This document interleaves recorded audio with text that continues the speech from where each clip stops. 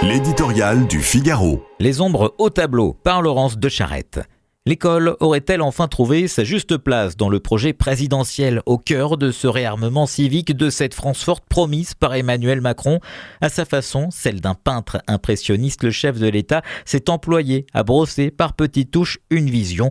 Ses premiers coups de pinceau ont esquissé le chemin d'un retour ô combien nécessaire à l'autorité et aux grandes valeurs.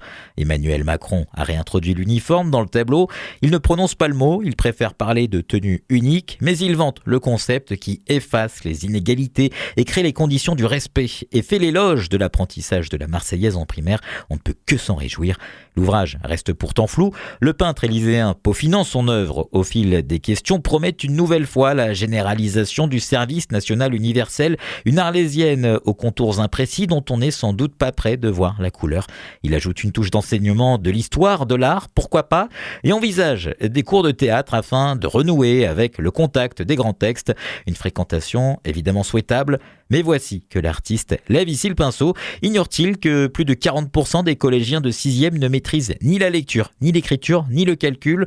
Le naufrage éducatif français et l'effondrement de ses performances dans les classements internationaux appellent, avant toute autre fantaisie, fût-elle sympathique, à la refondation de l'école autour de la transmission des connaissances et l'enseignement des fondamentaux. Existe-t-il d'autres urgences lorsque la moitié des nouveaux collégiens se demandent combien de quarts d'heure compte 3 quarts d'heure et ignorent jusqu'à la date de la Révolution française? Avant sa nomination à Matignon, Gabriel Attal avait posé le principe des groupes de niveau. Le retour du mérite et de l'excellence comme la promotion du travail sont indispensables à la sauvegarde de l'école. Le fera-t-on? Faut-il le rappeler? Ce sont les lettres et les savoirs qui font, disait Jaurès, des élèves, des citoyens et des hommes. Le théâtre, c'est bien. Lire, écrire, compter, c'est mieux.